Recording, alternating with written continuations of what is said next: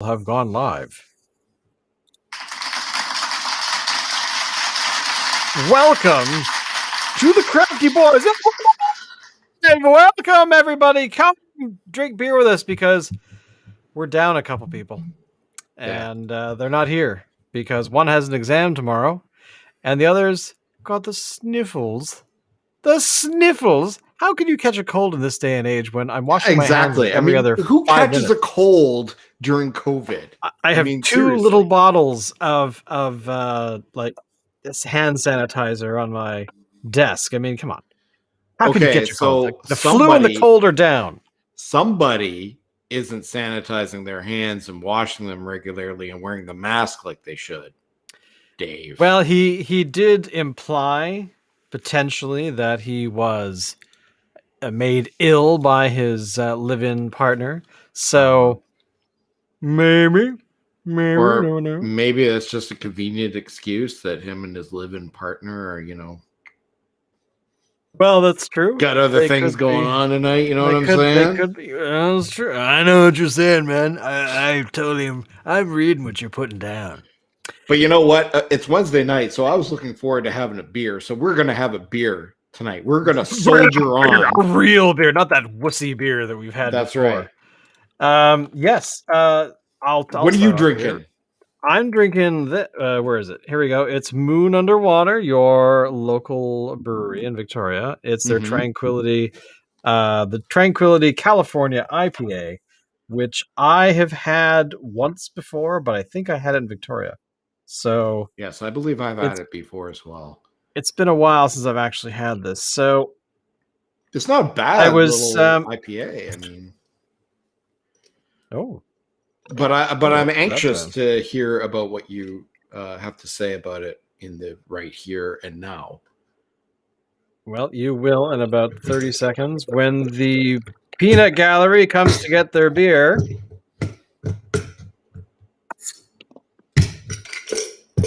Okay, and what I'm drinking tonight, while we wait for Shane to do his thing there, I am drinking from Category 12, their Quantum Barrel-Aged Russian Imperial Stout. Oh, that looks so good. Which is part of their Barrel Holder series. It's a 2020 vintage. We've harnessed a world of flavor within the confines of this bottle. 1 year in the making.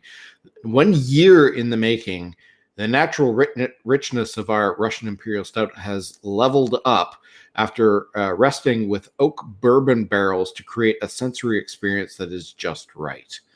So I'm very anxious to give this a try. This is one of the reasons why I didn't want to put tonight off.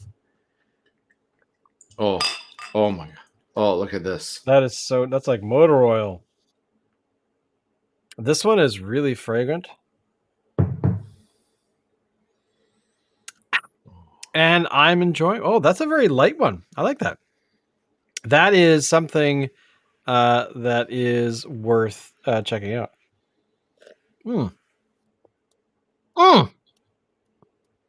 That is beer, ladies and gentlemen. Just I after like that. smelling. It is. Yeah. Oh, sorry. You go ahead. No. I want to. You said just after smelling. After smelling this, I have to go change my pants. No, you continue. I'm gonna try. No, this beer is. I give it a thumbs up. It's very good, and it's got a really nice light ale flavor to it, and the hops are just in there.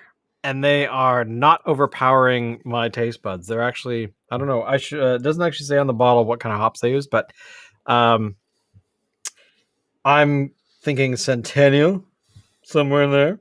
But definitely, this I recommend the California IPA from Moon Underwater. Nice. I've had it before. I don't really remember it all that much. How would you say it stacks up to? Like, what is a California IPA anyway?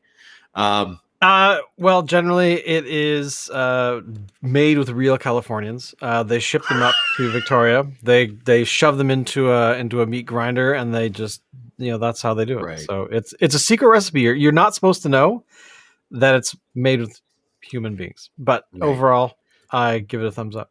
It's like there's this cafe at work that they sell this thing called a vegan wrap. I always ask how many vegans are in each wrap. They never lie. What is They don't the find Girl it Guide funny. cookie joke? Is it made with real Girl Guides? Okay, so I am totally derailing my visitor. Keep going. Okay, so this On here, how yours is tasting. this quantum is Mhm. perfection. Like out of 10, I would give this one like a 76.3. It's that good. It is rich. It is the aroma is sweet. It's just awesome. The flavor is deep. The mouthfeel is incredible. Not much of a head. A little bit. I'm scared to tip my glass too much because I think I overfilled it. Lacing is pretty nice. It's sticking to the sides of the glass. Not a lot of effervescence, but you wouldn't expect that from a Russian Imperial Stout. But the flavor, oh my god, the bourbon just kind of shines through, and I am really enjoying this. This is a limited edition thing, and it wasn't cheap. This is a 500 ml bottle, so it's smaller than a regular bomber, and that came in, I want to say $10-11. But it comes in at like 10.5%. So powerful stuff. It is very powerful in a 500 ml size. I mean, that is lame. Hang on. What? It's lame that it's only 500 mils? No. That it's expensive for a small.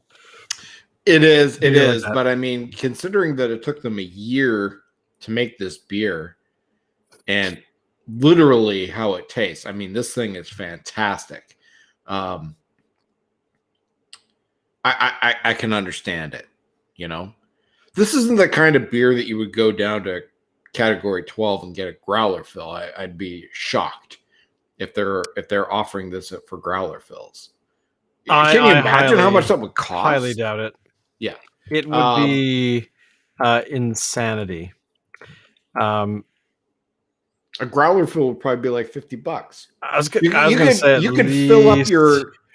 could fill up your dually pickup truck with premium gas for less than that.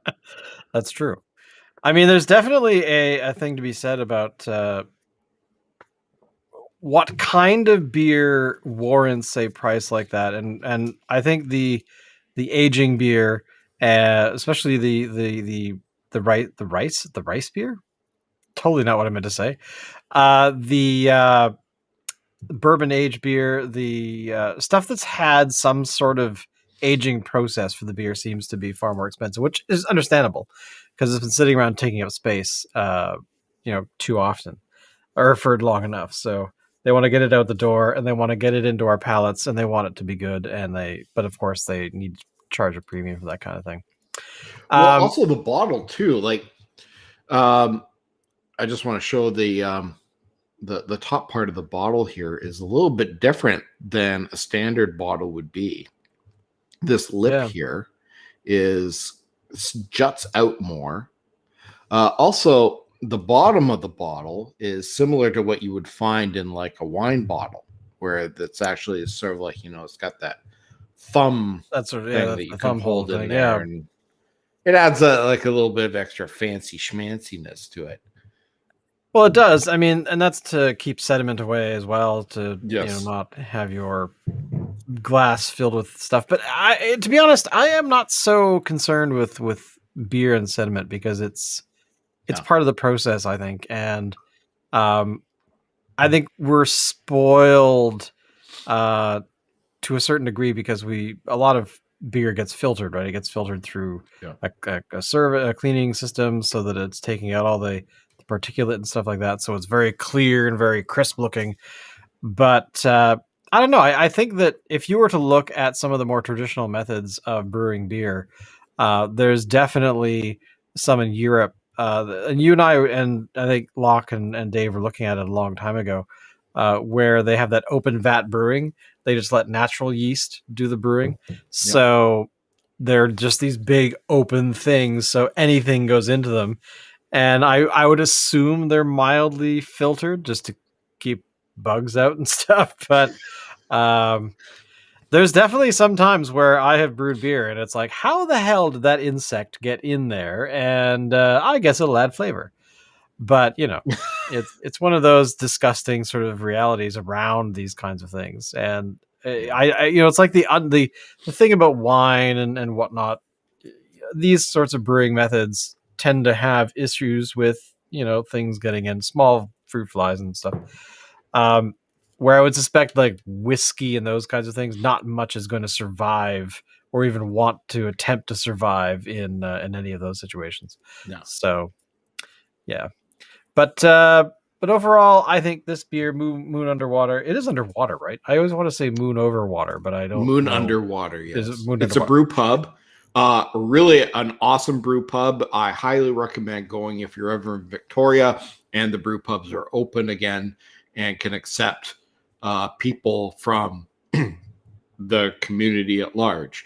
When they do open again, what they used to do on Friday nights, they would do music bingo, which is an awesomely fun event. Is like that's like the trivia for music stuff, like for so you get bingo cards, and on the bingo cards it still says bingo, so it's like under the B, under the I, and everything.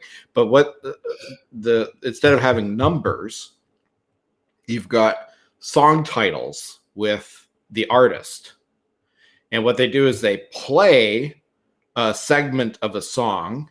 You have to identify it and find it on your card and dab it. And then the first person to have an X shouts bingo, and they win usually a free beer or something like that. But anyway, it's a lot of fun, especially when they do the 80s stuff for like our crowd. Well, exactly. I mean, we definitely would somewhat shine. I don't know. I mean, you have more of a memory for music than I do. I'm a music appreciator. Well, usually they do like 80s music, and then they do the next round, they do 90s music.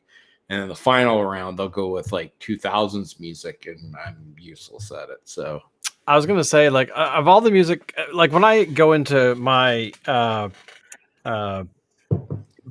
like the thing for music playing, YouTube Music, it's now called, which is why my brain is a little lost. But essentially, like it tells you what all the new stuff's come out, new releases, and these kinds of things. And I'm like, I have no idea who any of these people are. I haven't a clue. It's mainly R&B. I don't see that much I don't know, metal or things that I might listen to. But of course, then I go to the next row and it's like, Led Zeppelin, Pink Floyd, etc. By the way, I watched a I actually want to talk about that because I saw that earlier today. I did watch a very interesting Robert Plant and oh my god, lead singer to AC/DC. I'm blanking. Brian Johnson. Brian Johnson has a YouTube channel called, surprisingly, Brian Johnson TV. And he travels around hanging out with other musicians and talking about cars. Generally. Yeah, I've seen that. Except for when he hangs out with Robert Plant. Robert Plant, in the latest one, which came out a few days ago, was basically him and they're in Wales somewhere. And Robert Plant is like dressed in like a kilt and a dress, like a weird getup thing, which apparently was the same outfit he wore in one of the original videos where he's riding a horse and he's got this sort of Celtic sword and all that kind of stuff. So it's kind of amusing. I definitely recommend checking it out because you're one of the few people that would go, yeah, I could watch that. So yeah, I seem to remember him. I mean, it's been a while since I've seen it, but I seem to remember him wearing some sort of a similar getup in the Song Remains the Same movie. From like that could very well be the same thing. Yeah, it was in the 70s when he did it. 76, I think he said. Yeah, that sounds about right. It was after Physical Graffiti came out. It's basically a concert film, but they theatered it up a little bit. And, yeah, which is it's sort of a interesting. thing that all those kinds of bands would do at the time. Yeah. A lot of influence from musicals, I would think, or not Yeah. musicals, but rock Anyway. musicals. I mean, there you go. So let's talk about Okay. the dog. Well, anyway, as my sorry. original point was, Moon Underwater is a great pub. You should go. Go yes. there once COVID is finished. You have actually mentioned it a few times, and I am sad that I haven't gone because COVID. Which, of course, very brief COVID update. It sucks. All right, moving on. Let's talk about the dog who's getting paid 20 grand to be the face of a Busch beer. Mm-hmm.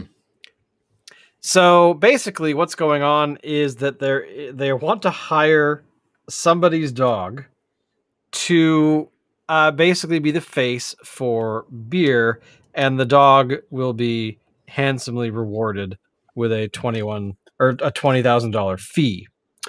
Yeah. Lily, Plus Dory, do you guys like free beer? dog brew. So basically, Yes. Busch made a beer last year that sold out in less than a day. It's a beer that is made especially for dogs, although it has no alcohol or hops in it, because obviously dogs are those two ingredients are toxic to dogs. But it has lots of other things that are good for dogs in it. And I guess is Busch owned by Budweiser? Like, are they the same company?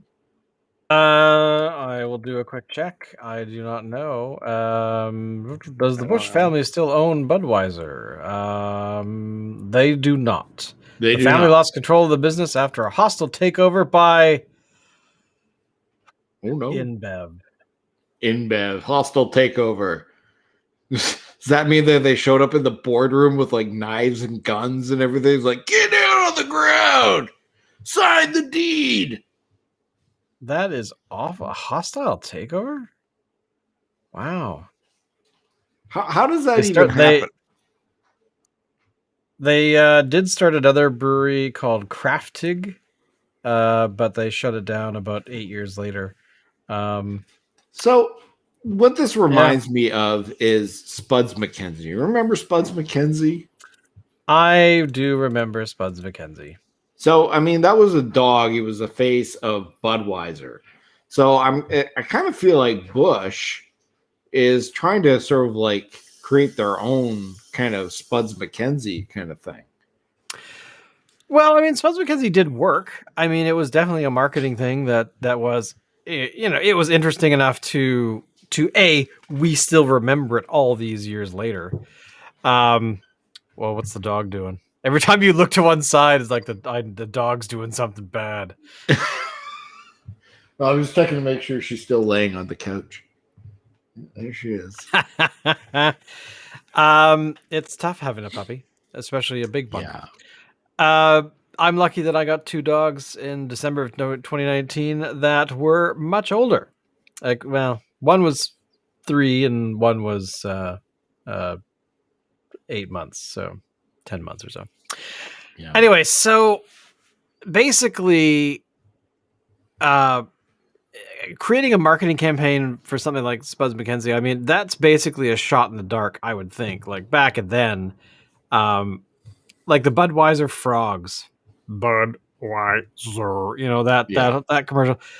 I think that one was created for the Super Bowl, and the Spuds MacKenzie was sort of a long-term marketing thing, kind of like the dog for Taco Bell. Was it the Taco Bell Chihuahua, I think? Oh yeah, right. I forgot about that. Like those kinds of things, and the are Noid. Not uncommon. Oh God, the Noid. You can on the Internet Archive, you can still play Avoid the Noid. Oh, but anyway, yeah, I mean, there's those kinds of things that people always remember them. We remember the most ridiculous crap. I mean, You know, when it's like, I got to make sure to go to the bank on Wednesday, and on the way home, I've got to make sure to go to the store, and I have to pick up these 5 ingredients. How many times do you forget that thing? But you'll remember and quote an entire Star Wars film verbatim. Yes. So The only shopping list I have memorized is a container of milk, a stick of butter, and a loaf of bread. That's it. wasn't that that was one of the interstitials from Sesame Street, right? Yes, it was. Why do I associate that with I always thought it was on Mr. Rogers' Neighborhood too, but maybe I'm wrong. No, it wasn't. A loaf of bread. I don't know. A loaf I think the of stick bread, of butter was a last. stick of butter, and a container of milk. No, it was a loaf of bread, a stick of butter, and a container of milk. I'm looking it up because I want to know. Okay. I'm not definitely, I'm not 100%. So I can remember. Yeah, here we go. Yeah, it was. Oh, it was also featured on only season 4 of Sesame Street. In the cartoon, a little girl is instructed by her mother to purchase a loaf of bread, a container of milk, and a stick of butter from the grocery store. the stick of butter is last. Okay. The girl assures her mother that she can remember and recites the list as she heads to the store. She briefly forgets the butter, then reciting the list to the grocer, but is able to remember and brings the items back home. And of course, if you go to muppet.fandom.com, you can find out this. And apparently in season 4 of Sesame Street, season 40, a sandwich board outside of Mr. Hooper's store advertises a special of a loaf of bread, a container of milk, and a stick of butter for the 40th anniversary of the show. So Wow. there you go. Which was by the way, in 2003. There you go. So the original season 4 of Sesame Street, by the way, was 1972 to 1973. The year I was born, 1972. You and I, of course, would have seen the repeats of that show because they'd never go off the air, I would imagine. God, Well, they haven't shown those old ones in forever. In fact, I have a DVD collection which shows, I think, the first episode of each season for the first 5 years. And there's a disclaimer in front of it saying that the information, the content on this DVD is not suitable for children today. Why not? I guess sensibilities have changed. There was it has been a long time. There were some things that they did back then that they didn't even think about. I mean, completely innocuous things that they would never do today. Like, say, what was that character that Kermit the Frog did? Sherlock Hemlock. He always smoked a pipe. I mean, they would never make a character in a children's show smoke anything. Good point. Now. Good point. I mean, one of the things that I have a problem with that kind of thing is they are a character and people do smoke in reality. Less and less, but yes. Well, I mean, you could replace it with vaping, which is apparently worse than smoking, supposedly, because it irritates the lungs differently. By the way, vaping and COVID. Shouldn't be doing that. No. But yeah, I mean, times change, things go on, but I don't think that. I think a disclaimer is the middle of the road solution for that kind of stuff. Well, it's the legal solution, right? That's what the lawyers say to put in. Yeah, I mean, Sesame Street has hang on, it must be here, 4,561 episodes. Yeah. Just imagine somebody having to go through all of those and go, Disclaimer 1, disclaimer 2, disclaimer 3. I watched on YouTube this week a compilation of videos of interstitials from Sesame Street that were produced by Jim Henson. Yeah. So these didn't have Muppets in them, but they had sort of like animations and sometimes like there was this one with this ball going down this like the machine kind of thing where it goes down a ramp and then it falls into something else and it activates something. I can't remember what they call that. But anyway, it was like all this counting. I have not seen this since I was a young child, but I remembered every single frame of it.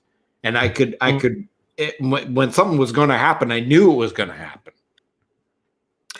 That is good television. I mean, that is an instructional way of getting information across, which I think it's hard to do. I mean, I'm seeing it a lot right now where people are struggling with how do you teach information online.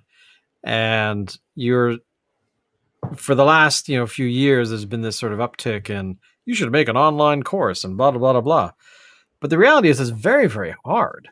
You have to take your ideas, you have to really piece them up and dice them up into a way that is deliverable in a way that you can remember that the most of the people taking the courses have probably been influenced by watching YouTube and short form video. So anything you say, if you have to get into any kind of detail, you really have to be very specific about, I'm going to talk about this one element, and then I'm going to move on to the next video. It's going to be about this element. But that can also harm that kind of stuff. Can harm that type of learning because you're dividing something down so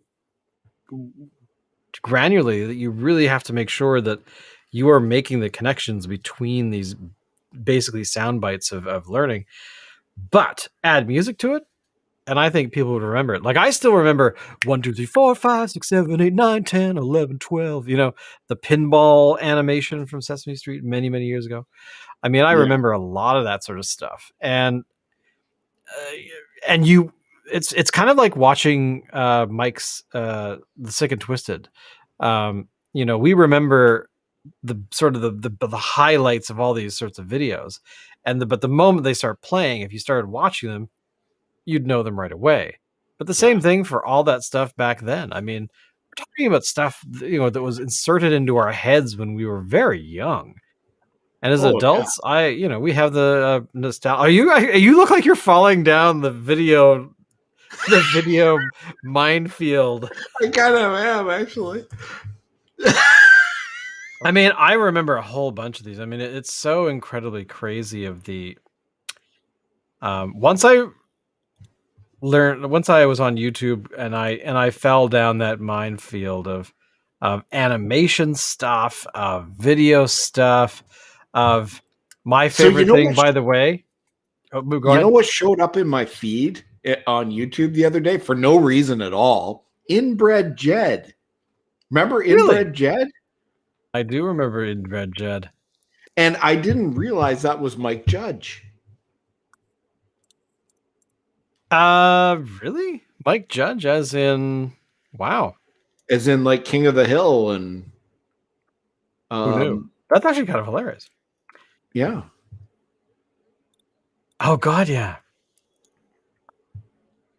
Oh, the creepy face!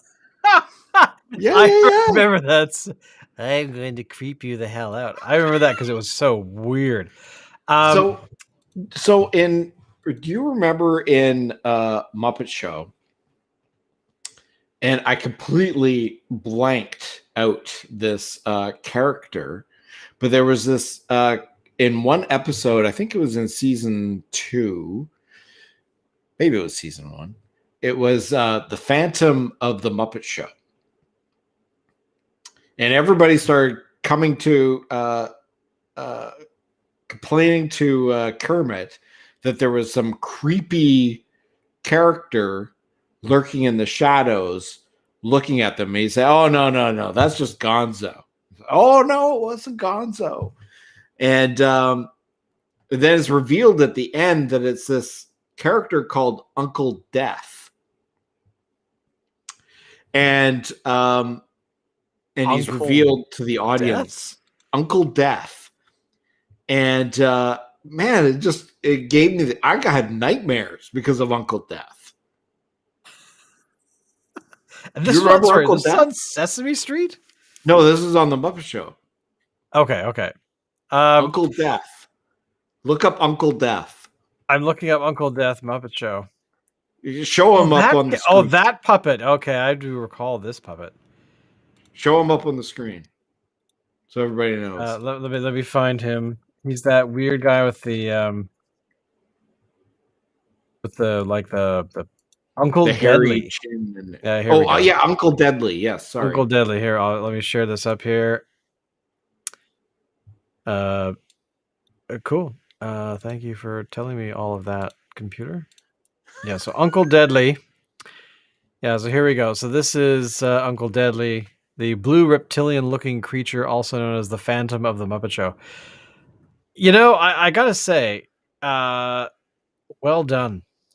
I mean, this gave guy's me been nightmares. Forever. This guy's been around forever.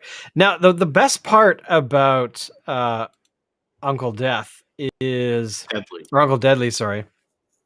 You should be. Is when I was there's this documentary about the Dark Crystal and about Jim Henson and how he created the Dark Crystal. And the original cut of the Dark Crystal, which I probably have talked about it here before, but was in a completely, there was no English in it. It was completely in, the Skeksis had a language, the Mystics had a language, the Gelflings had a language, and you were not, and there was no subtitles, and it was just all these characters doing the thing, doing what they were doing, and you picked up on what the show was telling you based on what was going on, who was talking, all this kind of stuff. And it was basically his, it was the highest level of art that Henson could do. And the weird part is that later on, it gets into how he really started, kind of gets into his background about how he made commercials and educational videos back in the, I want to say the 50s, into the 60s. And his humor was twisted. We're talking like, Kermit the Frog pulling a gun on characters and blasting them, like for a joke. That's kind of weird stuff. And they have clips of it, and it's probably on YouTube. I haven't looked, but it's probably there as well. But it was very, very sort of improv kind of sort of situations where a character walks into a bar, another character is there, they interact, but generally it would end in violence, which is hilarious. For watching Kermit like knife somebody is hilarious. But it's actually a thing, and it was very entertaining to watch. But overall, I highly recommend checking that sort of historical stuff about the Muppets out, because they covered it quite a bit in that one documentary, but I'm sure there's more out there. So yeah, but there you go. Cool. So you are still in I am. See, we can't share these videos because we got dinged. I know. Oh my god, I love this one. The red ball with the ball going down the machine, and then the little flags. 1, 2, 3 with the music. I love that stuff. I love it. Oh my god. Well, so, here okay, so here's the question. Just to illustrate, I'm going to put this in the chat for everybody. Why would we get a copyright thing when it's on YouTube?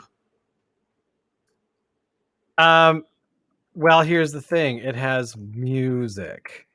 And I am certain that the videos where they're being played are probably getting dinged as well. Potentially. Okay. But Fair. the stuff, it's just one of those things that I don't want to tempt fate. Sure. I want to make sure that that we are playing by the appropriate rules, as are Fine. Fair. Fair. Fair. But Okay, I've put a so link in the did you- chat, so there you go. Okay, cool. Did you see this week, or like earlier this week, that they put out a teaser trailer for Ghostbusters? The The new Stay one. Puft Marshmallow Babies, I call them. Yes. And apparently they're going to be It's like cool. putting out toys, like Stay Okay, Puft that Marshmallow I Man would toys. get that. I totally want one. To be honest, I was sad when COVID started because I knew right away of what movies were going to get bumped. Oh, yeah. And that was one of them, because I think that was supposed to come out in August of last year, so almost a year ago. So I'm glad that they're making noise now that films will start, coming out in a limited kind of way. Like the next Marvel film comes out in July. It was supposed to be out in May of last year. But they're doing that whole thing where it's released into whatever theaters they can, but also released on whatever streaming platform they're I was on. shocked that Bill and Ted Face the Music came out, which I've actually seen now, because it's on Netflix. And actually, I bought the DVD, but I never watched it. I waited to come out on Netflix. You waited for streaming. It's so hard to put this little disc into this device. Wouldn't it be cool if it came on Laserdisc? You'd probably get it. Well, yeah. I mean, I'm enjoying the resurgence of films, at least coming out on streaming for the moment. But I really would like to go back to the theater. I mean, I saw Bill and Ted Face the Music in the theater, and that was, I think, I want to say it was last summer. Last summer. So it was before the theaters closed, and they were doing the whole fumigation thing between showings. They would go in with a fog machine thing and do all that kind of stuff. So I didn't feel particularly at risk when I was going. Do you think that fog machine actually did anything? Was it like Venkman going into a room with that little thing? What is that thing you're doing? Are you sure you're using that thing correctly? I think so. But it's one of those machines that's like spraying out some sort of antiviral mist of some sort that's approved by the Canadian health system or whatever. I don't know. Anyway, I think it's smoke and mirrors, almost literally. Yeah, well, that's true. It could be very well that. But I'm glad that we're getting back into films and that we're actually going to see some stuff that should have come out like last year and whatnot. Yeah. I hope to see Afterlife in theaters. I'll settle for streaming. I'm assuming it's going to show up on. Actually, where would it appear? I have no idea. Crave maybe, or HBO or something. But I have no clue. I don't know who's picked up distribution. Maybe Netflix. I don't know. But I'll be glad to see it. I mean, I was very excited when Godzilla versus Kong came out a couple weeks ago. Because every once in a while, you just want to see a large animal, throw a haymaker into the face of another animal. So, kind of awesome. Okay, so how many Godzilla movies has there been over the years? Over the years? God. Going back to like the very first 50 one or 60 that was ever made in Japan by, whenever that was. Well, here you go. How many Godzilla movies has there been? 36. That's it? Right there on the screen, only 36. It seems like it should be more. Here is Godzilla movies in order. Let me share this out here. When was the first one? Let's see. Godzilla versus Kong, of course. So here we go. The Showa era. 1954.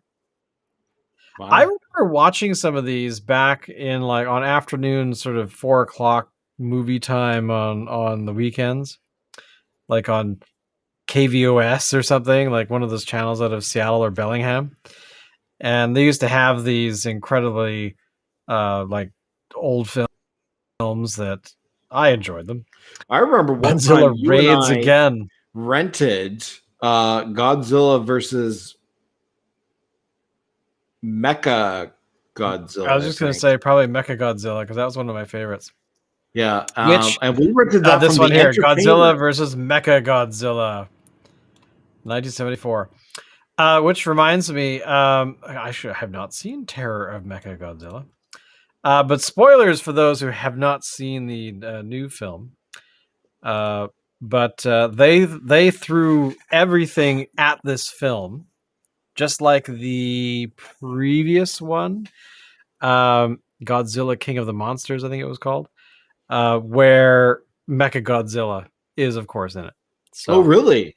Oh, wow. Godzilla and Kong basically, spoilers, they team up to defeat Mecha Godzilla at the very end. So the guy who made the film said that the original cut was 5 hours long, and it was a good cut. He felt was actually a decent length or a decent cut for a film. But he had to cut it down to under 2 hours because of studios. But of How do you course, take a now that 5-hour film and cut it down to 2 hours? I don't know. I mean, this is the thing, right? It could have been I mean, it's like the whole Snyder cut for that Batman killing everyone movie, whatever the hell it's called. Justice League, Batman killing everyone movie. That one. Because there's like one scene or two scenes in that 4-hour film where Batman has one rule and always has had, I gather, one rule is that you don't kill anyone, you just beat them up until they are unconscious. But in the future, no, he's packing heat and he's taking people down one bullet at a time. But that film was supposed to be a trilogy of films, and he cut it down to 4 hours. So I suspect that the Godzilla film probably could be multiple films. Again, who knows what the missing 3 hours of footage is, or 3.5 hours. So, it's like watching Pacific Rim. The stories are basically throwaway.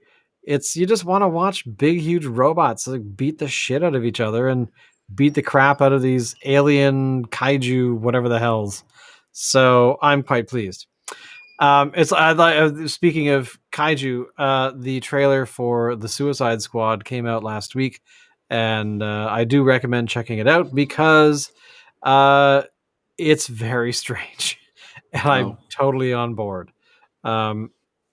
But who knows when it will come out? I haven't a clue. It has a release date, but how it'll be released, I haven't a clue. I don't know what I mean. Actually, let me go back to Face the Music. What did you think of Face the Music? I thought it was fun. I mean, I liked it. I think I was expecting more. Yeah, it's fair. I had thought, based on what they said, that there were somehow it was going to be incorporating Rufus a little bit more than it was going to. And I think I was expecting some sort of a level of that where it was almost going to be, how in Back to the Future 2, where they went back to 1955 again and they had to avoid themselves and all that, otherwise they would screw up the timeline, blah blah blah blah blah. I think I was expecting something more along the lines of that, where it was going to sort of like add an extra layer onto the original film from 1988 or 89 or whatever it came out. 88, I think. Well, it takes place in 1988, but for some reason, a lot of the things I read say that the film actually came out in 1989, but whatever. Well, I mean, that's the thing, right? Is it was shot in 87 and 88, and then, which is the only reason I know that is only on this past weekend.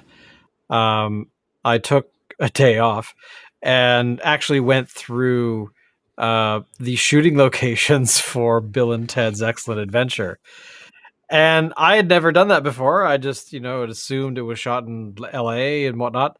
No, it was shot in Scottsdale, Arizona. Yeah. And so I was on Google Maps mapping out all the addresses of all the different locations and that kind of stuff. So, Hey, Shane. the one thing Shane. Yeah. Sending Miss High School Football rules. It's true. That guy, that actor, was in the one interview just recently, talking about his experience on those films. I'm trying to remember. Why do I know this person? This person is not the one I'm thinking of. One of the girls that plays the kid, one of the kids. Why is she's? There was something I was thinking about.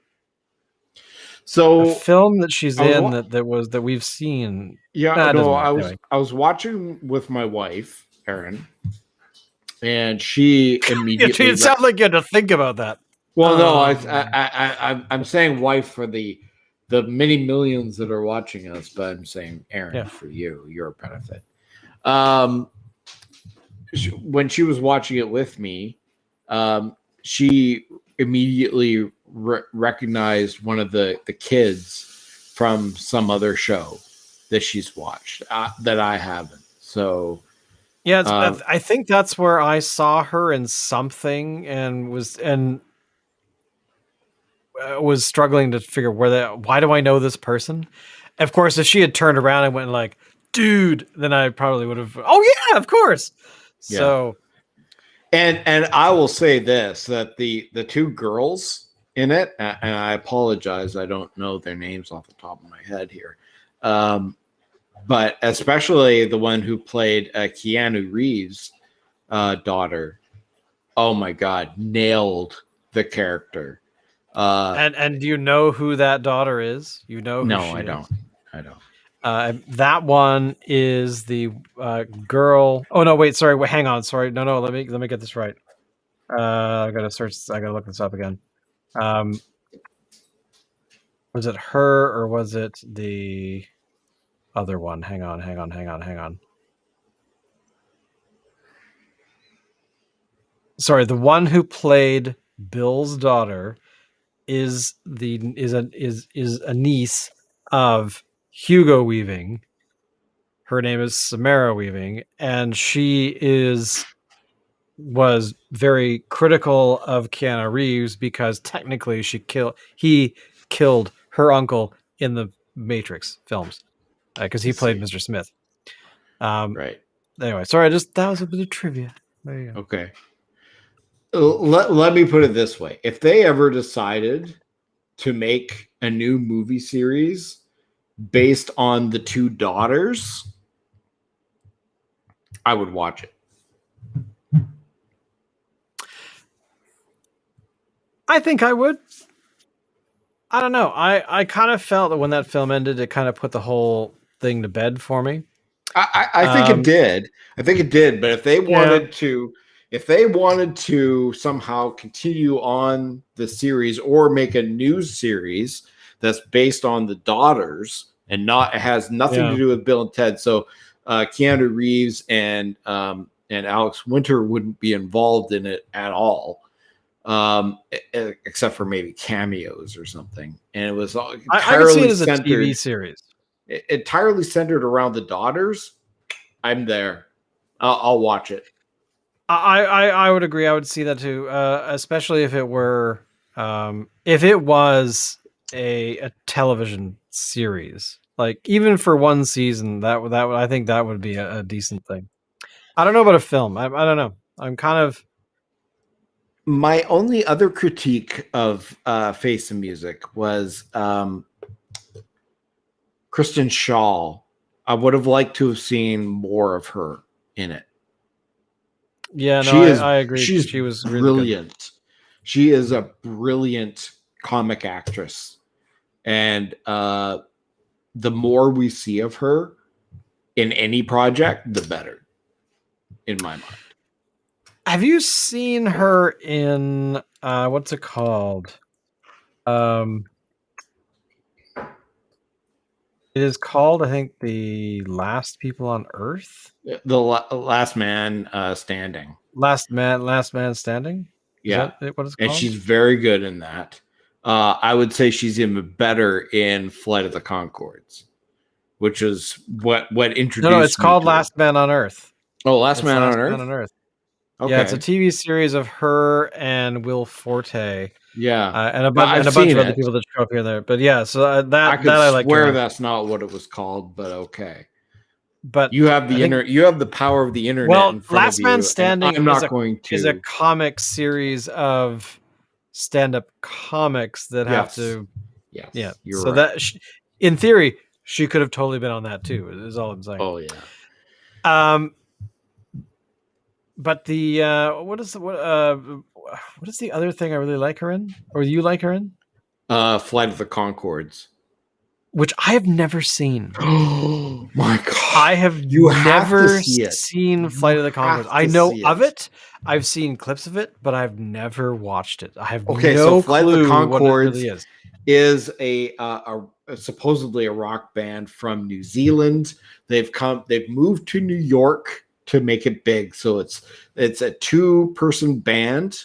So it's them that's in New York. Their manager from New Zealand is there, and Krista Shaw plays sort of like a super fan, but it's like their only fan, and she goes to all their shows, and she like just happens to pass them in the streets and everything. She's like their only fan, and she is completely all in, and it is amazing.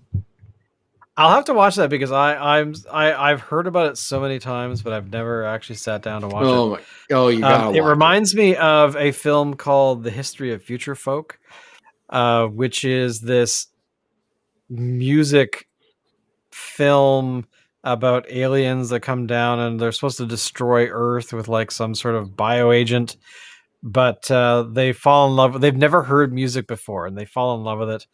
And so they start a band, and they wear buckets on their heads. It's The History of Future Folk. Check it out if you haven't seen it. But we've been going for almost an hour, man. Have we? We carried this thing, even without that other dead weight. Yeah. Which, by the way, a shout out to Locke, who is studying, I hope, or sleeping. He has a good excuse. For his big exam tomorrow. He's finishing his law exams, so in theory he can go off and do the final stage of becoming a lawyer and write his bar exam. Good luck, Locke. But Dave, what a wuss. I got a cold. Yeah, whatever. It's probably He's COVID. got the sniffles. I hope it's not COVID. My God. Oh my God. I'm knocking on wood now. But yeah, we'll leave it there because otherwise we'll just talk about COVID for the next half an hour, and that's just we gonna don't want to depress everybody. Yeah. But thank you all. There's been about 4 or 5 people watching tonight. Thank you so much. I know it's hard for people to watch this show because it's late at night, but hey, that's what people do, man. No. We're people with real lives. We're not doing this for the all the money that rolls in every day. So, all the merch we're selling, all of the nude photos on my OnlyFans that I'm selling, where I basically take off all my clothes and I get into a bath full of beer. So actually, now I've said that aloud as a joke, because that actually would make money. I'm sure there's some audience out there for that. Oh, absolutely. You want to watch an overweight, fat little mid-aged guy in a bath? I'll scrub myself with IPA.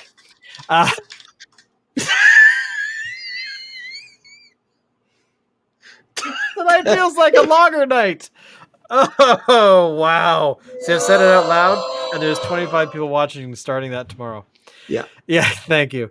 But anyway, thank you all for watching. Don't forget, tell people about the show, share things. We have a YouTube channel, a Twitch channel, and also we're on, we have our own website, all that kind of fun stuff, and on Twitter, and wherever the hell ever else we are. But please, spread the word, because we do this for fun, and we enjoy doing it, and we just want to entertain people once in a while, having a beer with friends. So as always, Alan, take us out!